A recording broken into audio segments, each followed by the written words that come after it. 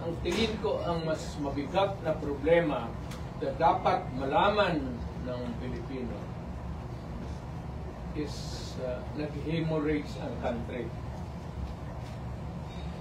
Pati yung PhilHealth nga na hindi sa gobyerno, contribution natin yan kasi kung magpa-hospital ka, doon yung may pambayad ka, depende sa ano mo, category yung rates mo, nilipat nila. That is the most dangerous at dapat utang inestapa yan. Una yun, Inday, kaya niya yan. Insignificant pa siya mo doon. Kasuhan man na si Inday, di kasuhan na yun. Hindi naman makulong yan. Hindi naman magpakulong yan. Yung patayan mo yan, yung Davao yan. Wala yan. Hindi ako magkano. I'm more concerned doon sa kaso ni Sulaika. Kasi she might have suffered a heart attack. Yung pain sa likod, but too severe. Ang heart attack kasi the symptom ang start sa yung masakit masyado tapos masusuka. Hindi kumakain.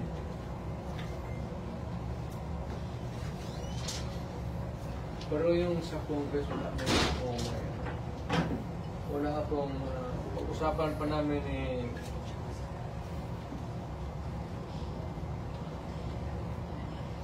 taon na to, pinag-usapan namin ngayon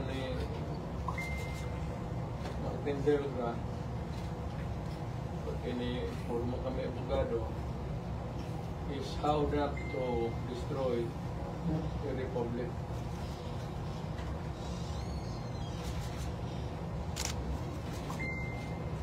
So, we can entertain question, pero hindi ako muna makialam doon. President, yung sinasabing threat daw ni Vice President Ginataman yun. Ako, pero itong PSD pati siyempre pag ganong init ng sino pa naman hindi mag-init ng ulo alam mo si Inday pero si Inday siguro may sabi sa kanya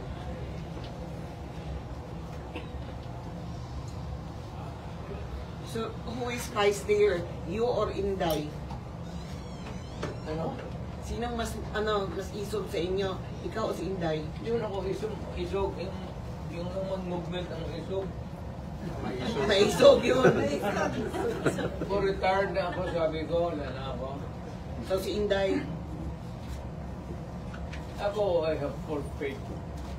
Si Inday. Kaya niya yan. Anak ko yan kilala ko. Kaya yan. Pero, one thing is clear, yung direksyon ng administrasyon, doon talaga sa amin. So, ano ang magiging logical conclusion with everything that is happening now? Is BBM going to suffer the same fate as his father? I do not, that remains to be seen.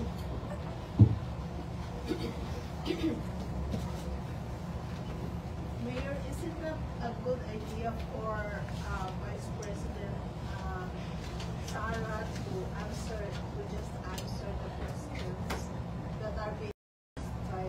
Nag-answer nga ng question sila yung quad man ang sira. Yung how did she Yes, pina-explain nga niya muna yung ano niya. Kasi hindi pa tapos ang 6 months yan Huwag asing additional document. Hindi sila magkagarapat maghanap kasi nandiyan na lahat. Ina-investiga na nga Eventually, mag-testify yan siya. Pero yung mga documents muna, hindi yan trabaho ng... Sir, may mga nag-comment na po sa social media na people power na lang daw po. Wag Alam mo, dumaan ako pagka-presidente. Not for anybody, not for anything else. Meron tayong problema. Malaking problema. Sabi ko, insignificant yung nangyari dyan kay Lopez, pati kay Inday. Binata man yung threat, patay-patayan. Itong lukulukong Malacanang, ang problema ng isa pa dyan, yung National Security Advisor ko noon, si Anyo. wala mo naman na ngayon, hindi namin kaya yan.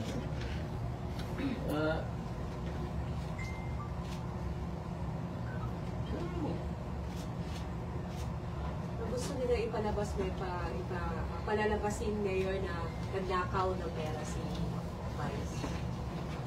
Wala mga order eh. Gusto na nila palabasin gano'n. Tama yung kay Inday. Because Robin Coer, sabi niya, pasensya na dyan kay yung forerunner sa presidency. Gusto ata na yung Martin, maging presidente. Hindi naman masama. Eh, ayaw ko magsalita because everybody has the right to dream. If Inday wants to be also, she can also dream. So wala tayong ano dyan. Ang tingin ko ang mas mabigat na problema na dapat malaman ng Pilipino is nag-hemorrhage ang country. Pati yung PhilHealth nga na hindi sa gobyerno, contribution natin yan kasi kung magpa-hospital ka, doon yung may pambayad ka, depende sa ano mo, category yung rates mo. Kung ibang iyo, dibidid ko ba talaga na full o paglabas mo wala ka ng bayaran. Yan ang ano noon, yung 16 billion na nilipat nila. That is the most dangerous at dapat utang inestapa yan. Government malverse the money of the people. Ginamit mo yung pera ng ano? Even Congress cannot do that. Trust fund yun eh. Galing inyo yun. Pati akin. Contribution yan natin para pag nagkasakit ka ng cancer, uterus, may pagpapopera ka.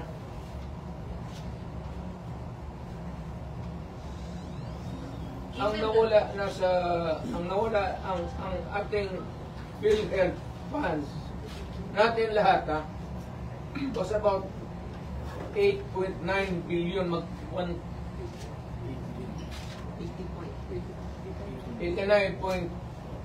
89 billion.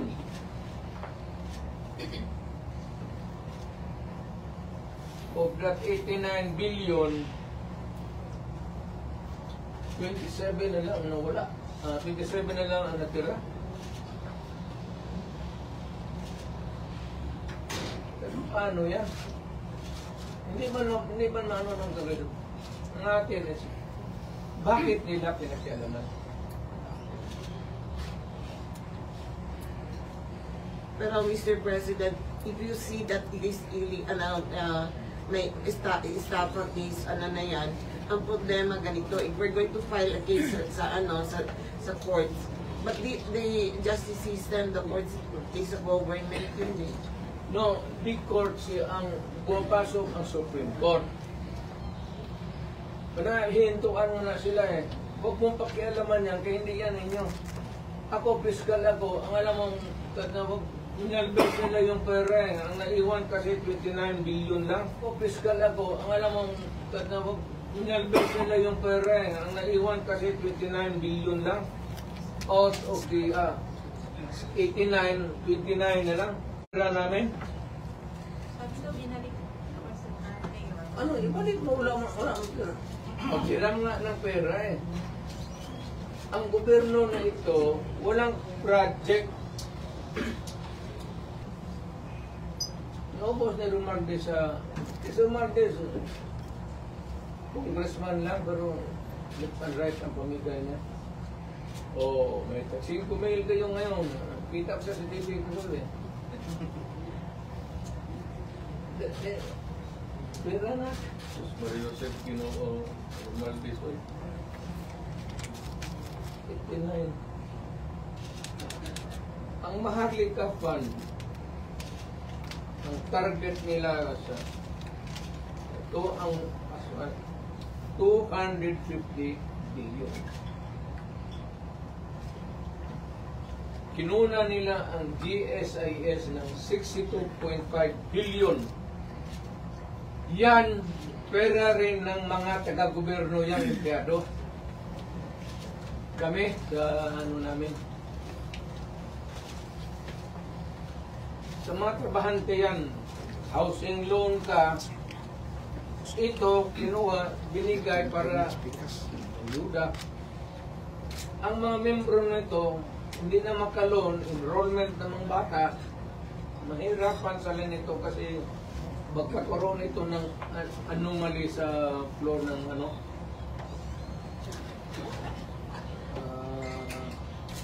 Ang SSS, kinuha rin 62 billion. Private din yan. Para sa mga empleyado, LBP 62 billion. DBP 62 billion. Kaya yan sa sundalo, pati yung retirement is papatayan.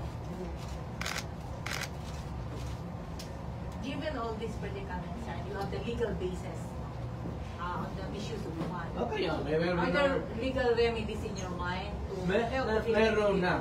Lahat ito, example yung PhilHealth na binara sila, yun yan. Hindi man nila pera ito lahat. Ito ang problema ngayon. Gastusin nila ito, naiwan what is left from the original ano nila. Kagaya nitong PhilHealth, 89 billion, na naiwan ay 29 billion na lang. So, kung walang pera, anong gawin nila? Okay na.